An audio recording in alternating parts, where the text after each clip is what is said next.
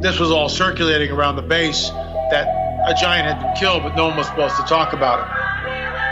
I saw 3 long, bony fingers reach up underneath the door, curl up to grab it, and then disappear. When he came over to me, dude, he slithered over to me.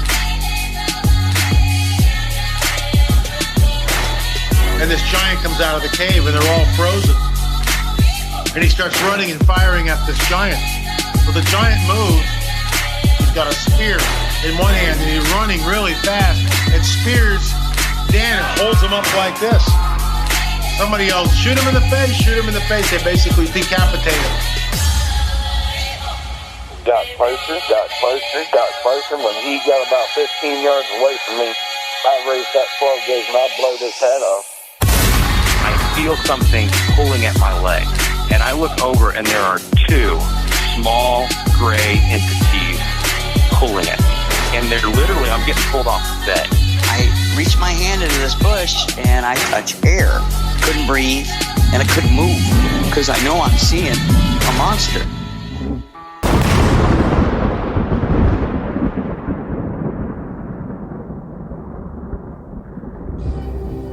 We exist in the security and comfort of our worlds. Paved paths, lights, and manicured lawns give us peace of mind that our world has been tamed and we are its master.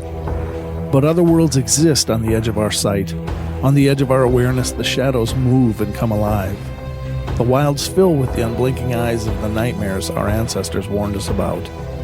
Many have stumbled into these forgotten realms, some on purpose, but most completely by surprise.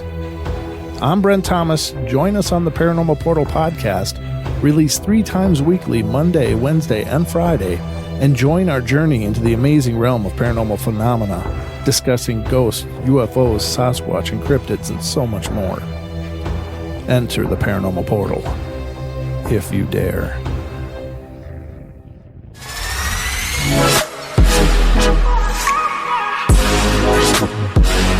Joe, how you doing, man? Oh, just fine. How are you? I'm doing good, man. So you got a lot of different stuff that you want to share with us. I mean, ranging from UFOs to hauntings to orbs, and they all kind of happen. Not all of them, but it seems like they happened at different locations. They're not all, combined together for one giant story. They're actually different things that you've experienced throughout your life. And I'm pretty excited to get going here on the very first thing I told you I wanted to talk to you about. So your friend found a house that was abandoned in a field, and you guys decided to investigate it, and it turns out it was haunted. So just walk us into this story of how this whole thing developed. Okay, so my buddy told us that there was a haunted house behind his house, and was like, okay, how's it haunted? And he would tell us about these orbs in the windows that would just be floating around, and this is out in the middle of nowhere. There's no lights around, and there was nothing that he could figure out why it was moving. So we was all like, all right, let's go check it out and see what's going on. So we walk out. This is like maybe a quarter mile behind his house. And this house was situated in a little valley, or a little depression, and there was a hilltop that was all around it. And I mean, you could see 1 or 2 lights, but nothing that made any sense. So we was all standing there looking, and sure enough, there was little orb lights floating around in the windows. So we was like, all right. So we told our one buddy to go up and just kind of break a window, because multiple windows was broken in it. And as soon as he broke the window, all the lights disappeared. I mean, there was nothing going on in the windows. So we was like, well, that's odd. So we stood around there for maybe an hour to half hour more just watching it, and finally the lights came back and was floating around in the windows again. So these lights that you saw in the windows, Do you think that they were actually aware of you guys? I mean, do you think that's why they went away initially, and then when they came back, they felt more comfortable? I mean, what was your impression of that? I wasn't real sure about it. I mean, it was the first night we was there, and we was all, 15 to 16 years old and just kids. So we was just trying to figure out what could be causing these lights to move about in this window. And it just seemed like when he broke that window, everything was gone because we didn't see the lights anymore. And then they come back and it's like, well, that's kind of strange because we could see, I mean, we'd moved around in 2 or 3 different places to see, like, can we see the lights here? Can we see the lights here? And, just moved it around to see if it was just a trick on how some light was coming into the windows. But when they disappeared, you couldn't see them anywhere. And then we turned around and they were back. It was like, okay, that's a little bit strange. Yeah, I mean, what time of year was this? You have to forgive me because this all happened between probably the years 2000 and 2013-ish, somewhere in there. So I believe it was right around fall because they had cut the hay and it was getting cooler. Okay. So, I mean, we're not talking about, you can probably cross off the list of, some things that it could be, meaning some people might say, oh, well, it's probably fireflies. Well, in the fall, fireflies aren't out flying around as long as I can remember. I might be wrong. No, it wasn't fireflies because, firefly is just a little dot, but these were actual 4-inch orbs. Oh, wow. Floating around in the window. I mean, they were substantial. So these things, 4 inches, I mean, is that the average or was that like the largest, you think? That was the average. I mean, there was a total of 3 or 4 windows on that side of the house. And they were all, I mean, there was multiples. I mean, there was 5 to 10 of them in each window. Dang. I mean, it wouldn't be like a flash of a firefly. It was multiple orbs in each window. And then when he broke that window, they were all gone for a half hour or better. So they were consistently lit up in the windows, and there's bunches of them in the windows. Before I get to some other questions here, you guys stood around for a half hour just, walking around the house, checking things out, or did you guys kind of just hang out there in the front doing other things? We was just kind of sitting there watching, kind of like, what the hell happened to all those lights? I mean, there was, 8 to 10 lights in each window on multiple floors. Solid lights. They weren't flashing. They was just solid lights floating around in the windows. So it was like, I don't know what happened to that. So, I mean, these lights that you saw, I mean, what colors were they? Were they all the same color? No, they were red and blue and green and white.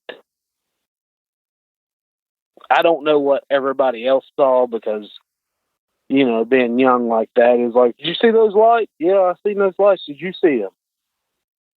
So, but what I saw was multiple colors of multiple lights floating around, and they were solid. They wasn't on and off. It was just a solid floating orb, and they would float around in the windows. Okay, and with these lights, I mean, how bright were they? Were they projecting light, or were they illuminating themselves almost like a glow stick? It was dimmer than a glow stick. It was something you noticed, but it wasn't. You had to be looking to notice it. That's really interesting because I've heard people talk about the orbs and things like that. I don't ever remembering hearing people talk about them being dim enough that you had to be looking to notice it. I know that and I don't think it was, I don't know what it was. Maybe it was an orb. I know when I was in the woods the one time in Ohio, we had saw that light. I talked about it on the show before, but that light was so bright. I mean, when it lit up in the woods, I mean, it wasn't close to us. I mean, it was probably a good, I don't know, 100 yards away from us up in the canopy. But when that thing lit up, I mean, it was bright. It wasn't like lighting things up around it, but it was bright enough that you saw it, you know, from a distance, and there was no mistaking it. It stood out. So what you're saying is what you saw, if you were just walking by and not paying attention, you easily could have missed it. Oh, if you wasn't paying attention, you wouldn't have seen it. It was, forgive me, this has been, you know, this has been almost 18 years ago, so. No, it's fine, man. But it was a light that you could distinguish, but it wasn't bright enough. It wasn't like a flashlight or anything like that. It was more like how the light reflects on a raindrop. But if it was moisture settling, it would have been stationary and not floating around through the house. And at least 4 inches around. And it wouldn't have disappeared when he broke one window. Yeah, that's the thing. I mean, with these things disappearing when there was a disturbance on the house really kind of tells me that they were self-aware, or maybe not self-aware. I don't know. Maybe they were, but they were at least aware of you to the extent that when you guys decided to disturb the house, they were aware of that disturbance. At least they responded to it. Now, when you guys see this house and everything, did you go in? Did you go in at all and investigate it? Yes, inside? we went in we sent 3 of us in and 4 or 5 of us stayed outside to, you know, look and see the lights, and then sent 3 or 4 in to see if they could see anything. But, you know, being kids, that like my buddy's dad threw a rock at the house and it smacked the side of the house and everybody run out scared. It was hilarious at the time, but, you know, been trying to be scientific about ghost hunting enough and stuff, it wasn't. So I think it's funny that there was a parent there helping you guys do this. I was thinking it was just a bunch of kids, and the parents are there too. He was a hoot. Yeah, he throwed that rock, and everybody come running out of that house scared as to be, except one. It was hilarious. We all laughed at that. That's so interesting. Now, when you guys went in the house, were you able to see orbs inside the house, or was it kind of like they went away when you went in? I never seen anything inside the house, but my buddy that found the house has told us that he had seen a room. Is like I don't know if it was a room or just dead space, you know, like you couldn't use it for anything because it was in a stairwell and it was just boarded up. But he had said he had seen that area glow up bright orange, but I never seen that. And I try not to tell things that I haven't seen. You know, I can't verify it. So right. But he'd said he'd seen the room glow up bright, but we never seen any. I mean, we found some creepy stuff in the basement, like old medicine bottles and stuff like that. But I don't know if they was animal medicine or human medicine. So, well, I mean, what other stuff did you find in the house? I mean, if you're finding medicine bottles, I'm assuming there's, you know, it's just not empty rooms. Was it just like old furniture and stuff? I mean, what kind of time period are we talking about here? It was one room, or one wall of it was tore out. So that's how we got in the house. There was like a pallet or something, I don't remember exactly what, laying up on one corner of the house. It was like 4 foot to a open wall, and we'd go in through the side of the house. But there was old newspapers and The rest of the house wasn't much. It was just walls. It had been cleaned out. Yeah, the medicine bottles is interesting. Were they like modern, like plastic bottles, or are you talking about like old glass medicine bottles? They were old glass, and they had, to quote my buddy's dad, chunky style penicillin left in them. I don't even know what that means, but it sounds funny. Yeah, it was whatever was in the bottle had solidified and was Gotcha. solid. Okay. And it was old stuff. I'd lived there. I grew up there, and nobody had lived. There wasn't even a road to this place. It was in the middle of nowhere. So it had to be at least 20 years old by the time we got there. Yeah, I mean, if it's no roads leading to it, I imagine it's probably older than 20 years old. That reminds me of the Pine Barrens.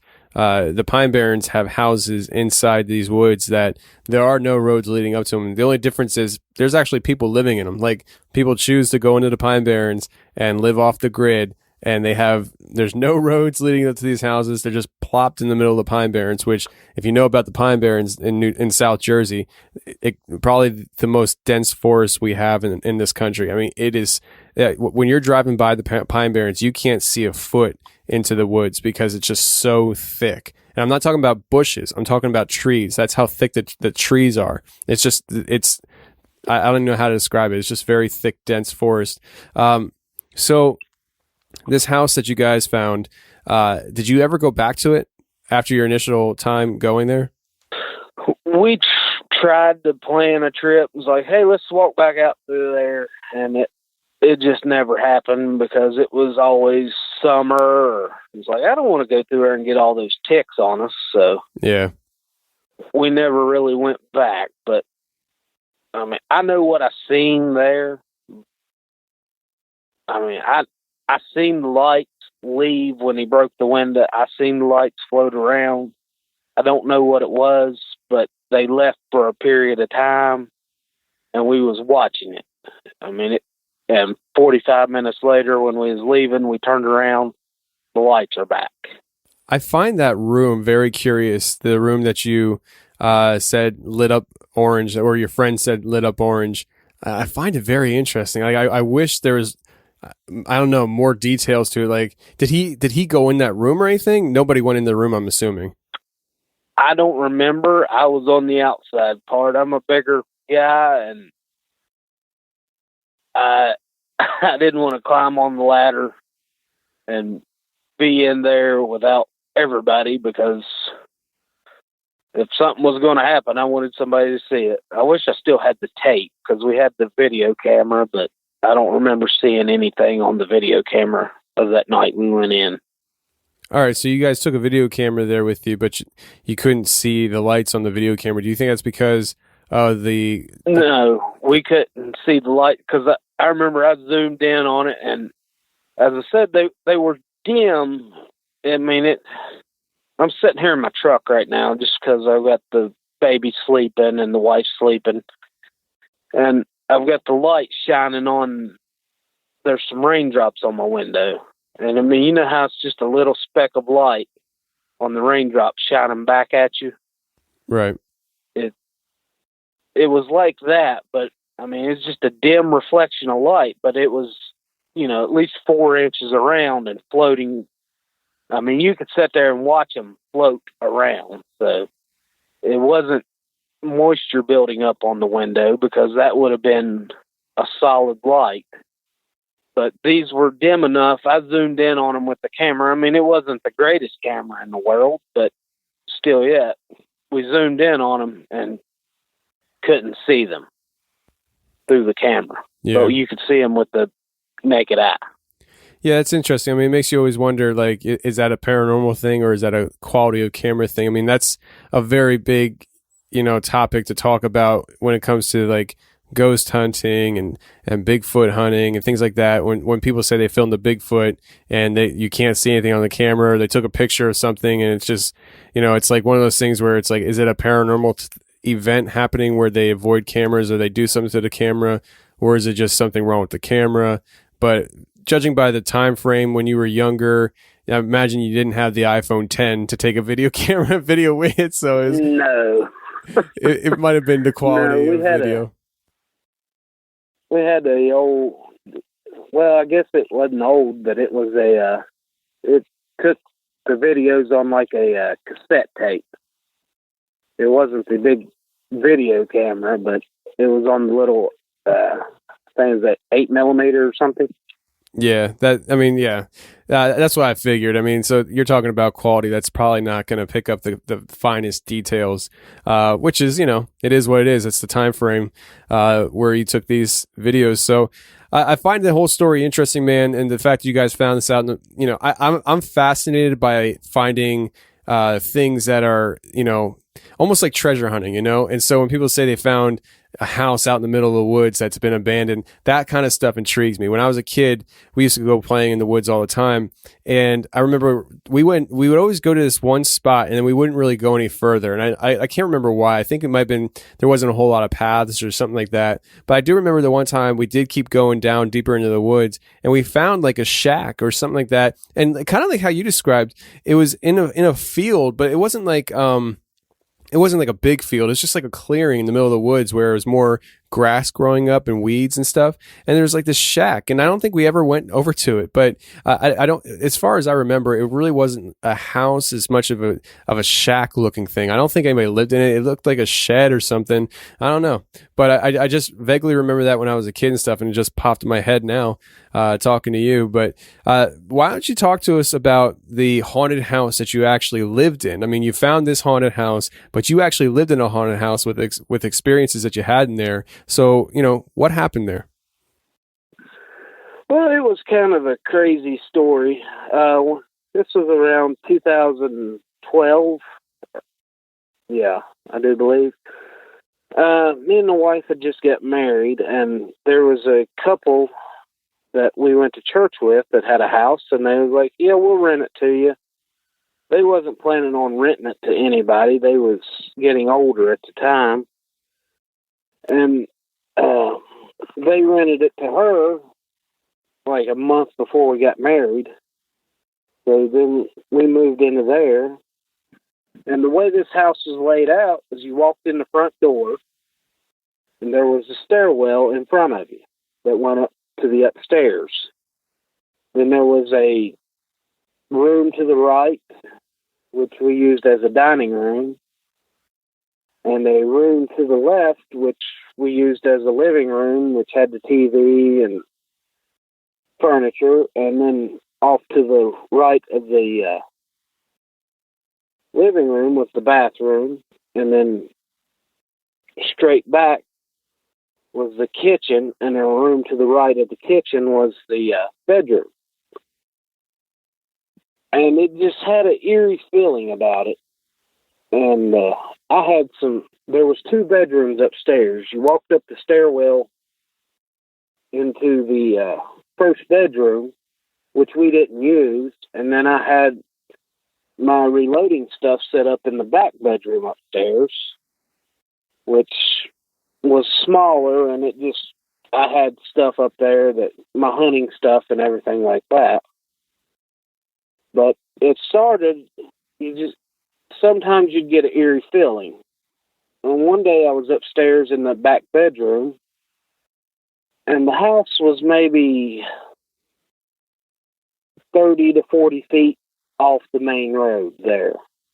So if any vehicle went by, you heard it. And I was up there home alone by myself,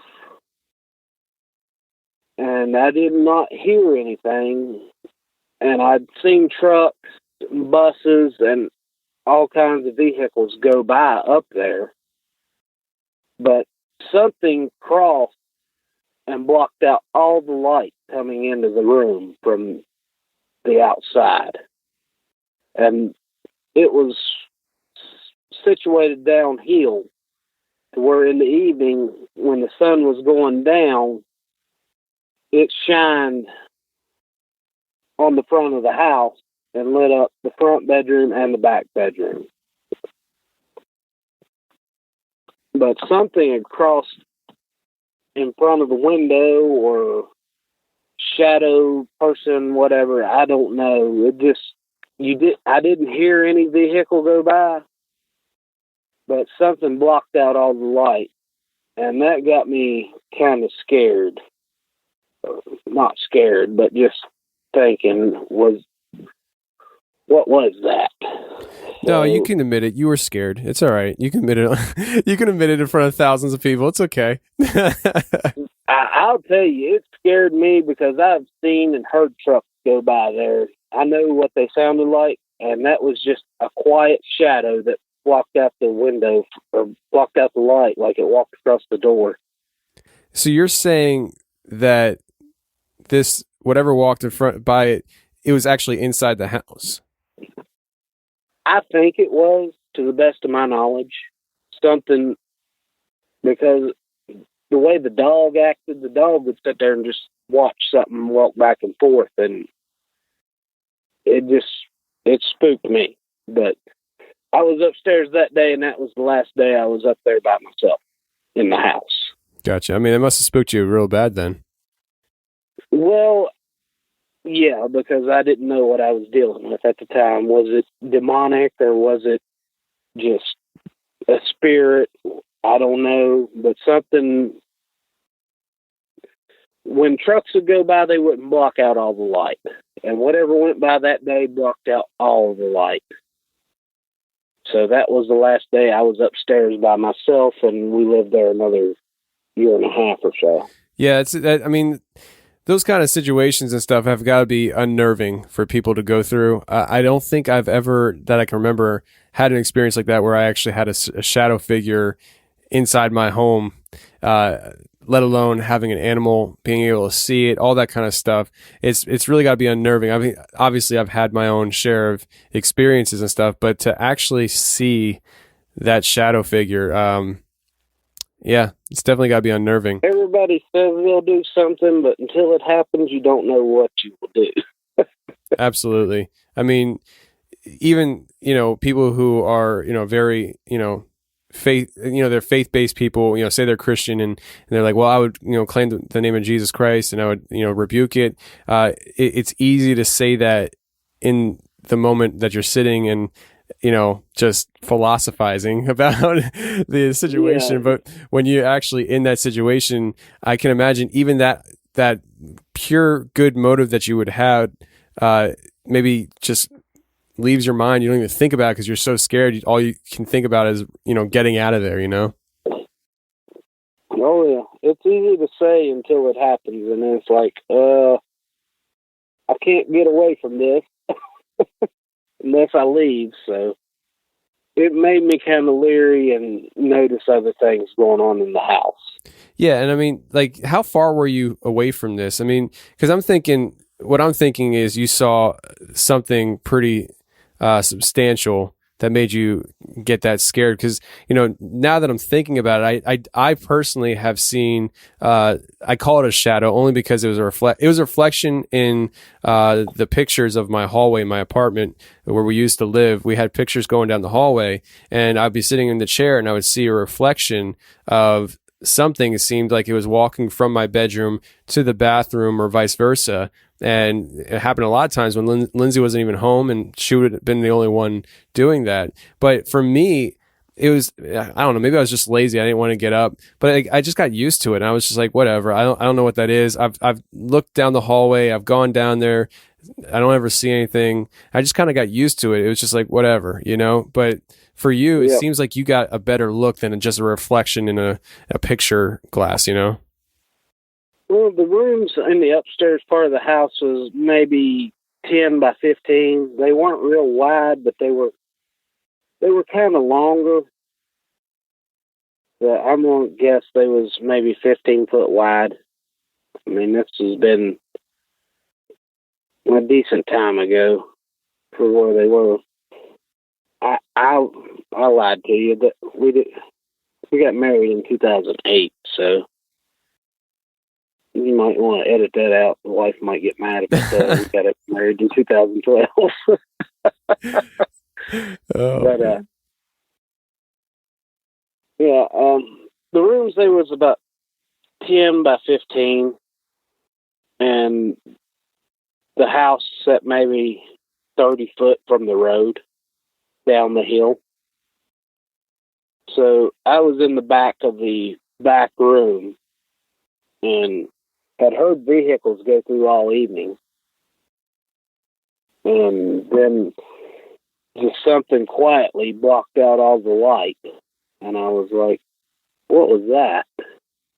So I don't know if it was like it went from the upstairs down or out into the stairwell. So I kind of finished up what I was doing and went downstairs and just kind of hung out. But the way the dog just sit there and looked back and forth like it was watching something just kind of added to the creepy factor of it.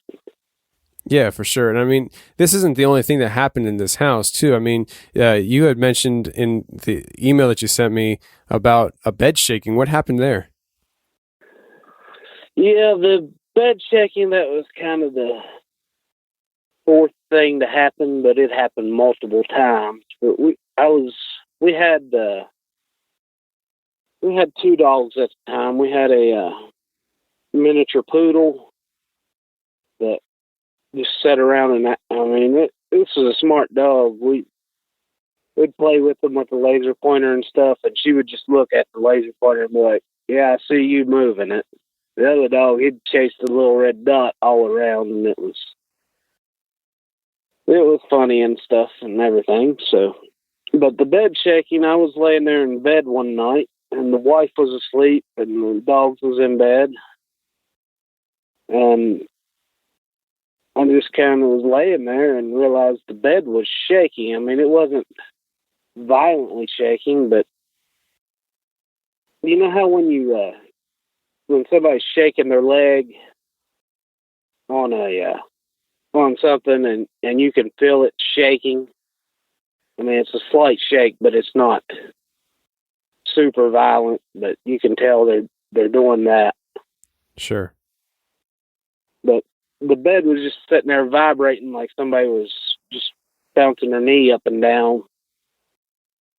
And I kind of looked around. I seen the dog was laying still, and my wife was laying still, and I was looking around, and I didn't see anything else it could be. And I just kind of scooted over a little bit, and it quit that night. And that happened another night that I can remember, and the wife said it happened a couple times when she was there living by herself, that the bed would shake like that. So,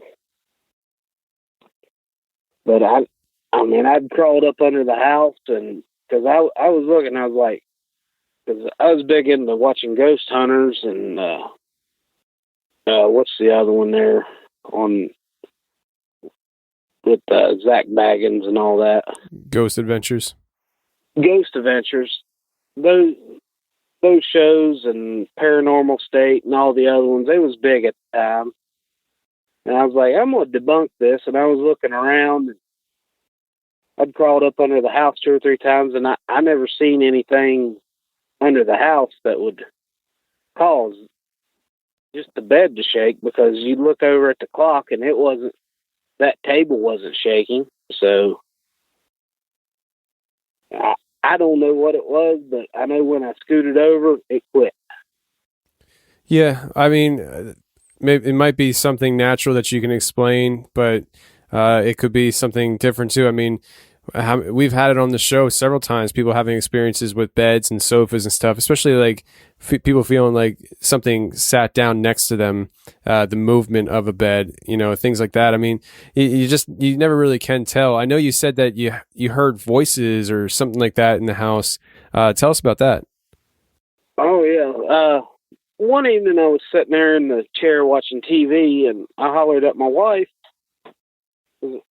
I needed to tell her something, and I could hear her having a conversation in the house. And I was like, well, she's in there on her phone. So I sat there and listened to her for 5 minutes, it just sounded like she was off in the other room talking on the phone. So finally I got up and I walked all around the house. I walked, it wasn't but 5 rooms downstairs. There was the main 4 rooms and then the bathroom on the side. I checked all those. She wasn't there. And I walked upstairs. I said, well, she'd be upstairs, because we didn't go up there very often. I walked upstairs. She wasn't up there. I walked down. I checked all rooms again. And finally I looked. She was across the road at the neighbors up there with them. I was like, well, who was talking in there? Jeez. So that kind of creeped me out a little bit. Yeah, I'd say so. But I could hear somebody talking, but I couldn't hear what they were saying. You know what I'm trying to say? I could hear somebody it sounded like they was talking on the phone, and I thought, well, she's in there on the phone with her mom or somebody. But she had been over at the neighbors for 30 to 40 minutes. And I was like, well, that's a little bit strange right there. Absolutely. So, when you hear these voices speaking, I'm assuming it was one voice, and that's why you thought she was talking to somebody on the phone. But did the voice sound like hers, or is it just that situation where she would be the only other one in the house talking, so you just assumed that it was her talking? She would have been the only other person in the house at the time, but it was a female voice. So, it sounded female and kind of like her, but I only expected her to be in the house. So I don't know if it sounded exactly like her, but it was a female voice. And I thought, well, she's just in there on the phone, because you could hear, it sounded like somebody talking, but on the other end of the house. So I couldn't verify it was her, but there was somebody talking throughout the house. Okay. And when you hear this voice and everything, do you think that if you were able to make out what they were saying, that it would be English? Was the dictation of whatever they were talking or saying have the rhythm and the sounding of something that would be English, or could you just not tell? You've been in an office where you just hear somebody talking on the phone, and I assumed it was English, but I can't verify anything about it other than I heard somebody and I just thought, well, she's in there on the phone. It was just a female voice mumbling, but it's like, well, she's in there on the phone talking. So is what I heard, but I couldn't tell you exactly what they said but I'm stumbling over words here. No, it's fine, man. You heard voices. It's just definitely unnerving. That's something I've never experienced in my entire life, and I don't think I ever want to hear voices in my house when nobody else is there. But so this house that you were living in, that you had these experiences and stuff. How old was this house that we're talking about? It was an older house. It was the guy we was renting off of. He had bought it when he got back from World War II. He was in D-Day, and that was one of the houses he had bought when he had come back. So it was pre-40s when it was built. All right, so we're talking about a house that had history, at least. Pre-40s, we're talking about, it went through the Great Depression. It went through World War II, at least. So who knows the history behind the house before you got to it, but certainly there's plenty of people that went in and out of there. But yeah, man, I think it's interesting. And you said you only lived there for a couple of years, right? Yes. Did you move because of what was going on, or did you move because of, life circumstances? Life circumstances. It come up a better place to rent. We moved back into the house I grew up in.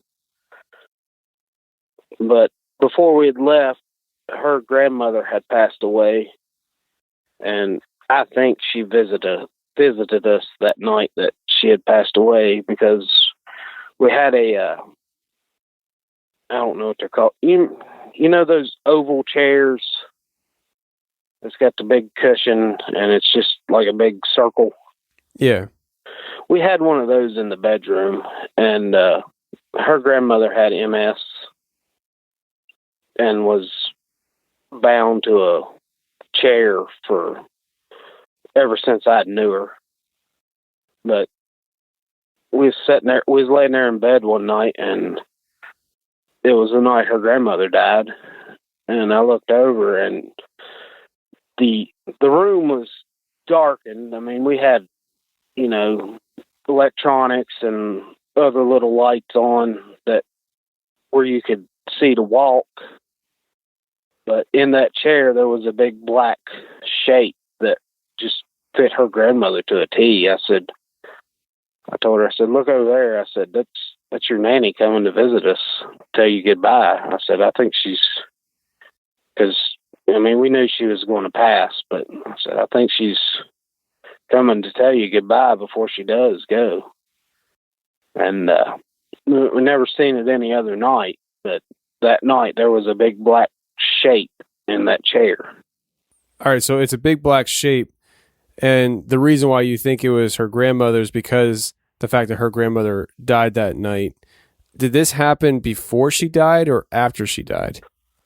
I think it was after, because they called us the next morning and told us she had passed. But just the shape in the chair, it looked exactly like she was sitting there. See, that's interesting. Now, because that particular story in itself, I don't think has anything to do with the haunted house that you were actually living in, unless... Oh, I don't either, but it was just something weird that happened in that house. Absolutely. Before we moved. But I do wonder, because with doing all this stuff, it gets you wondering, what are the different aspects that we're dealing with here? None of us really have answers, right? I say it all the time, but, we really don't know what's going on. But because your house had so much different things happening inside of it, and then that happens, which is like a totally separate issue, house aside, but it did happen in a house that was particularly haunted. It makes me wonder, is there certain geographical locations that are more prone to having paranormal type activity go on at them for not, history's sake of, somebody died in the house or there's a lot of bad things that happened in the house, but literal geographical locations. I hesitate to use the word, but I'll use it anyways. Portal.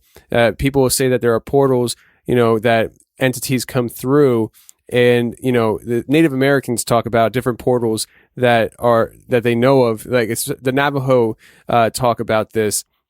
Not publicly, but if you I've heard different interviews where they talk about being aware of portals and things coming through. We had John Edmonds on the show, I don't know, probably a year ago, and he talked about how he had portals on his property on Stardust Ranch, and entities would come through. That's a geographical situation where whatever's going on there geographically, it's a home for a portal. And I always wonder, like, is that, I'm not saying that's what you dealt with at the house, but I always wonder, like, sometimes with haunted houses, is it the house or maybe sometimes a geographical location that attracts paranormal activity? Does that make sense? That's a good question. No, Joe, you're supposed to give me answers. Well, I could give you answers, but I don't think you'd want that, but No, man, this is free talk, man. Free talk. We can say anything we want.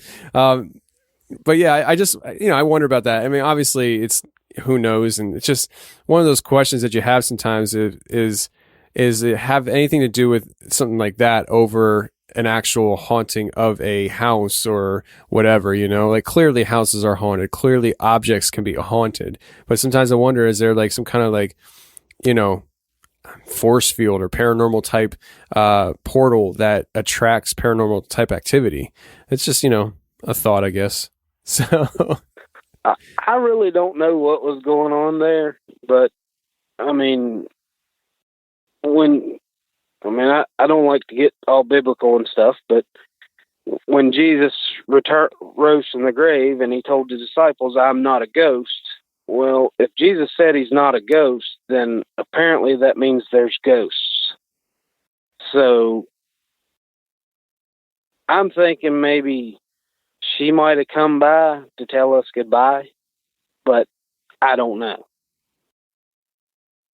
And the rest of it, I do not know. I just know it scared me because you was laying there in bed and it's like, was somebody watching me?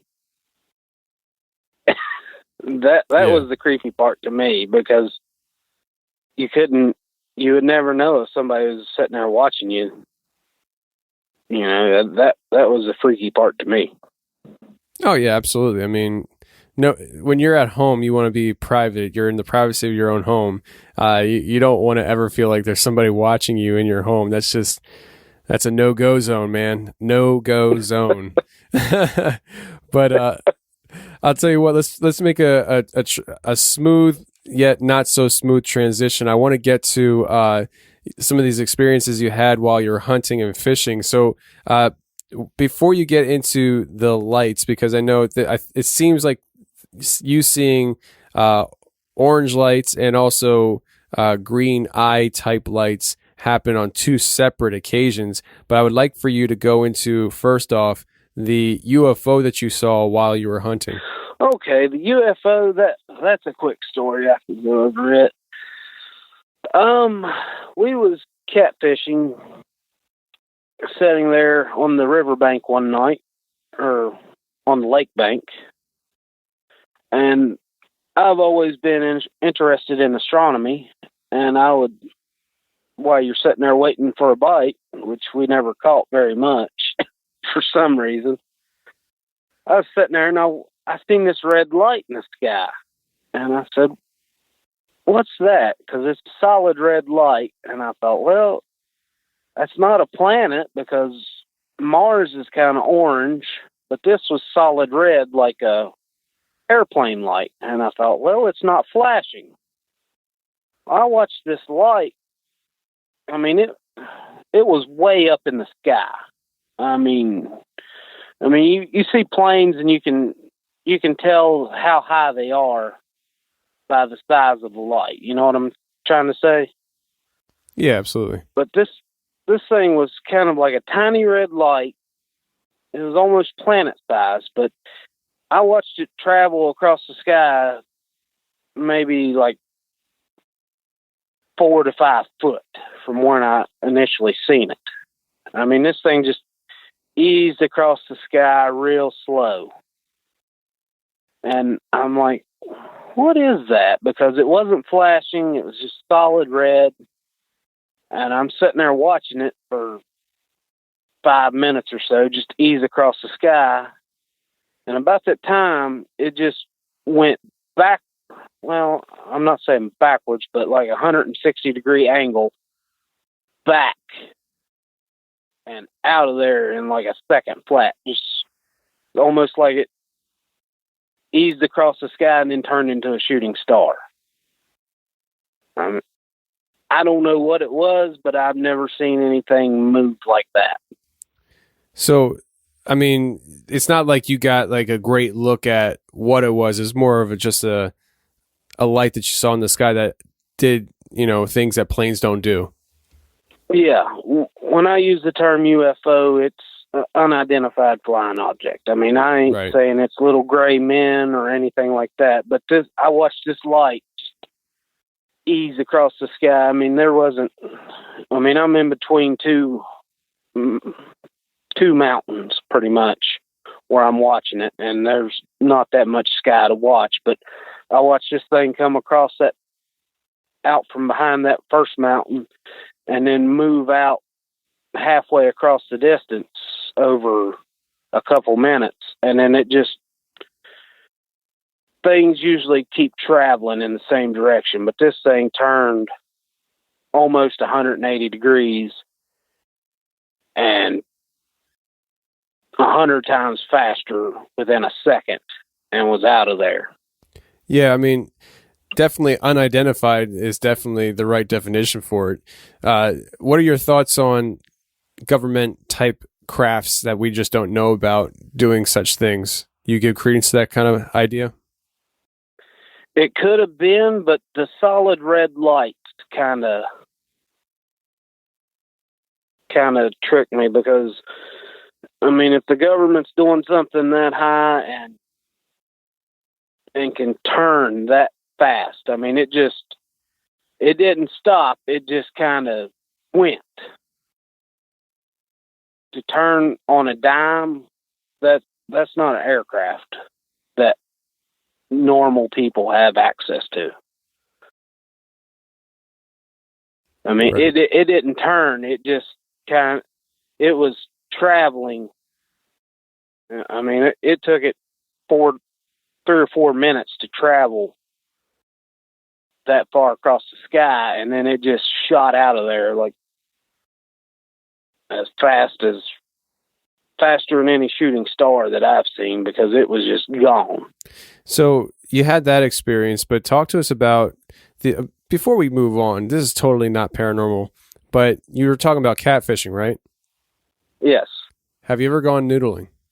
No, I haven't. I'm not that brave or dumb, whichever one you want to categorize it as. Yeah, buddy. I think the idea of noodling is so cool, but I wouldn't have the guts to do something like that. No way. There's guys that lose arms and hands noodling for catfish. Yeah, the snapping turtles, I've seen them bite broom handles in half, and I don't want to stick my hand anywhere near them. Absolutely. I couldn't agree more. I was that thought popped in my head, and I was like, let me ask him to see if he's ever done that. So let's move on to the other two. Well, they're separate instances. So why don't you talk to us first about the orange light that you had seen in the woods? Okay. Well, me and my buddy was coon hunting one night, and where I grew up, there's the man house. It's a haunted house that has been on what was that show back in the day? Like Unsolved Mysteries or one of those. It had been on there that they said it was haunted, and we was right up in the woods behind it. And where this was is an island of, it's like a peninsula of woods. I mean, it's a mountain or a hill, depending on what you call it, but there's a road on 3 sides. It just depends how far you got to walk to get to it. You know, it country road, it winds around, but we'd got lost in the woods that night. We just lost our direction, and we was walking, trying to find out where we was and get out of the woods and get back to the truck. And we come up on this ridge top, and there's nothing on top of this ridge. I mean, I can show you Google Earth images. There's nothing on top of it to this day. It's just all farmland that nobody's doing anything with. It's just solid woods. Now, we was walking through the woods, and my buddy said, "Hey, what's that up there?" I'm like, "Well, I guess it's a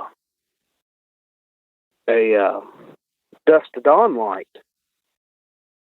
He said, "No, it ain't. There's nothing up here." And I got to thinking. I said, "Yeah." And then I got thinking, well, we was looking uphill, and this thing was in the woods, and it was about the same color orange as a dusk to dawn light, but it would glow up real bright. and then go down real dim. And we could see it was right in the middle of the woods. I mean, we walked left and right trying to figure out what it was. And then, like, well, I don't know what that was. And we'd lost our dogs. We didn't know exactly where we was. So we kind of hightailed it out of the woods that night and had to walk about 5.5 miles back around once we found the road. But it would glow up about as big as a basketball, as bright as could be, and then it would get down really, really dim. And we'd sit there and watch it do that for like 5 minutes, trying to figure out what it could be. I mean, if it was a dust to dawn light or something, it would have stayed the same brightness and not lit up and went dim. So I don't know what it was, but it was in the middle of the woods with no electricity around. So Yeah, and I've heard that so many times where people say, and I've heard a lot, the orange light in the woods pulsating where it actually seems like it's getting bigger, and often people describe it as the size of a basketball when it's at its biggest point. And so that's something that isn't it's unique in the sense that not everybody in the world sees it, but for those who do see it, it's a very common thing as far as characteristics go and stuff. Have you ever heard anybody else share a story like that? We've asked every coon hunter and every other hunter we've known what we seen that night, and if we'd have had a gun with us, we'd have walked up and seen what it was. But we was unarmed that night and kind of tired of walking, so we just kind of ran the other way. Yeah, I don't blame you. I probably would have done the same thing. I mean, it was just odd because growing up in that area, I'd heard stories of a farmer on the other side of the road had a calf get. It looked like it was ritually murdered. So I don't know what it was or what it could have been, because it was in the middle of the woods on a little flat, glowing up bright as could be. And I'm sitting there thinking, well, I've grown up around farms, and I don't know anything that makes a light like that.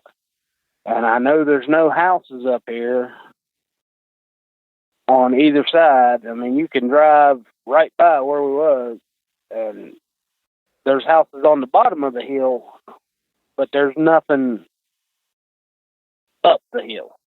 It's all just woods and farmland. So tell me about these green eyes that you saw. Are you sure they're eyes, or do you just assume that they're eyes? I'm assuming that they're eyes. I do remember this one because I was hunting on my buddy's property, and we was both hunting there, and we'd had plans to film each other hunting, but that never worked out due to work schedules and stuff. But it was to get to it, you had to pull in by his uncle's house and drive up on the hill, which was about 100 or 75 to 100 foot change in elevation. I'm just guessing right now. But there was a gate you could pull through into the woods. And I'd pull my truck in on the other side of the gate, shut the gate, and then walk out this road that was kind of level for 75 to 100 yards. And that's where our tree stands was. And I'd get there an hour to an hour and a half before daylight, so everything would settle down. Well, I got out there and climbed up in my tree stand and got my bow up, and I'm just sitting there in the middle. It was a new moon. It was pitch black. And I'm sitting there in the dark in the tree, and I look out, and I'm assuming, I don't know exactly how far it was, but I believe it was about 50 to 60 yards from me. I see two sets of pale green eyes glowing. And I think, well, maybe that's a raccoon or something, and that's the moon glowing off its eyes. And I'll look around and I don't see any moonlight, and I realize it's a new moon. So I'm watching these eyes, and they're going through the trees, and they're not blacking out like they're going behind a tree. They're just 4 green dots, 2 of them moving simultaneously with each other. And I'm like, what is that? I'm thinking, well, I'm not that far from the truck. Let me see if I can hit my key fob and cause the lights to light up and see if I can tell what that is, because I was kind of getting a little creeped out. But that didn't work. But I could see they would go up and down the tree, and there would never be anything in front of them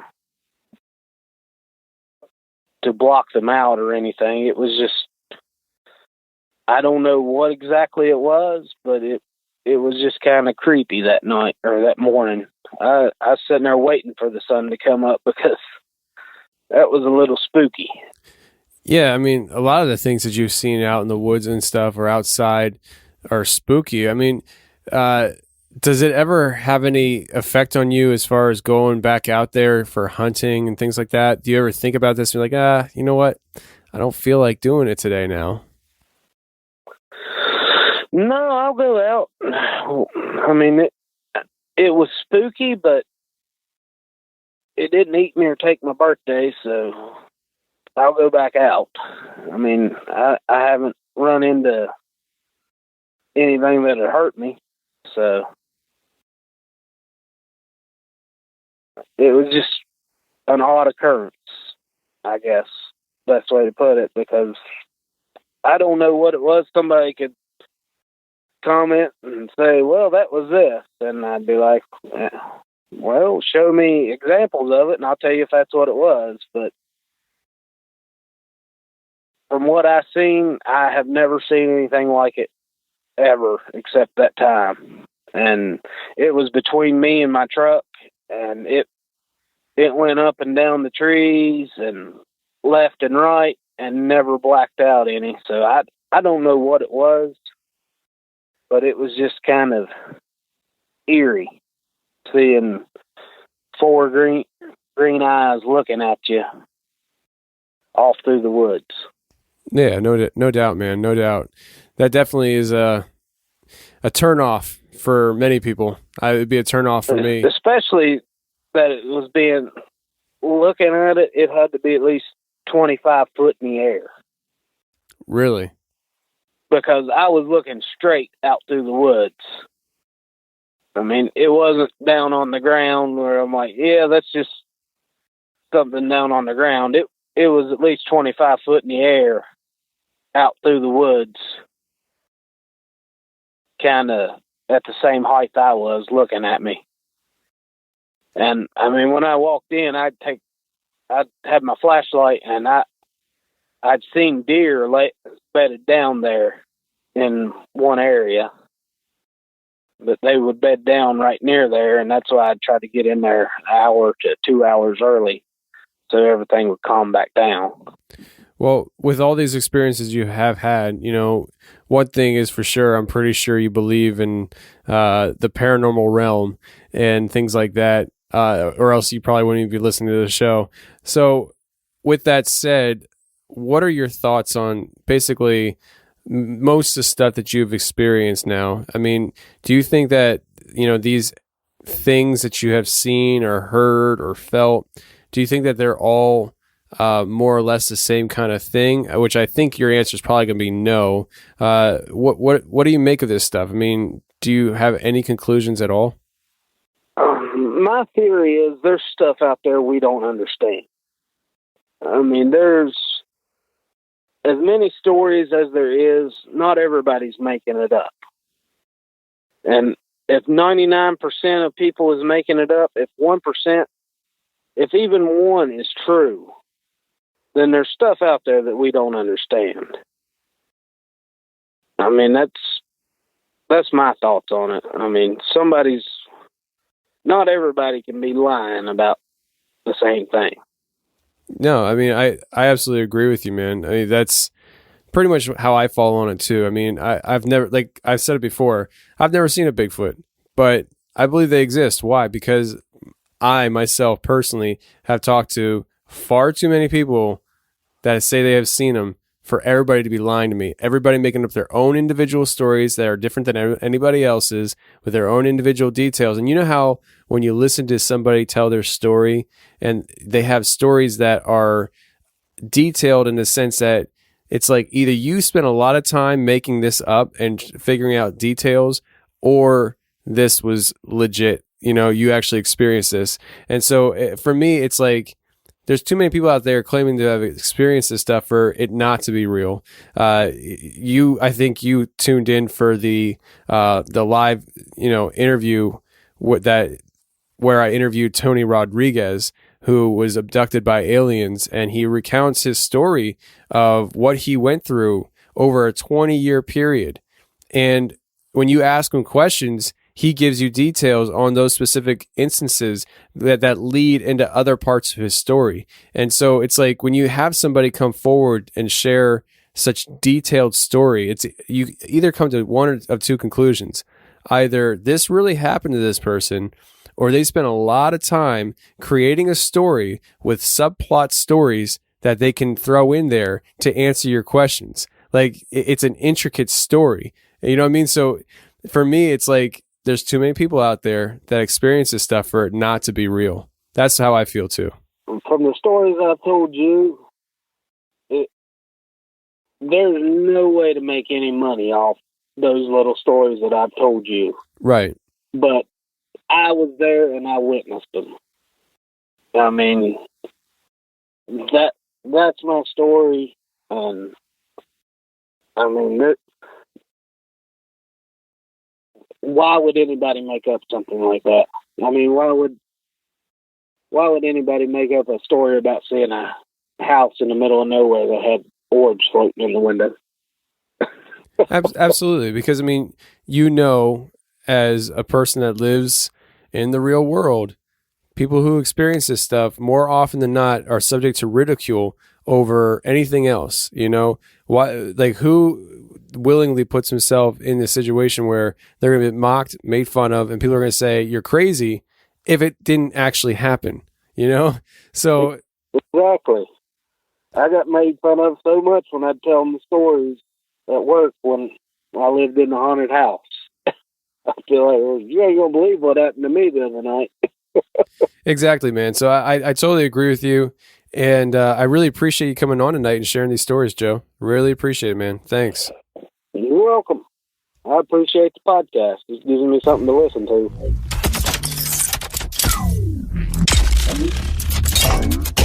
Well, that's the show, everybody. I really hope you enjoyed it. And if you did enjoy it, please go ahead and share this show with your friends. Facebook, Instagram, Twitter, email, Snapchat, Pinterest. I don't care. TikTok. I don't know how to use TikTok, but apparently it's the rave of all the kids today. So any way you can share the show, I would greatly appreciate it if you enjoyed this episode. Hey, thanks for watching The Confessionals on YouTube. If you like what you heard, hit the subscribe button, hit the share button, and hit the like button. That would be a great help to me. And if you want more of The Confessionals on a weekly basis, every Thursday I come out with a special show just for members on my website. So if you want to check that out, go to theconfessionalspodcast.com, hit the join button, and become a member today. And every Thursday, you'll get a new show, and you can binge on previous shows, which there's almost 100 of them. So if you love the show, go ahead and check it out. But thank you very much for being here on YouTube and checking out the channel.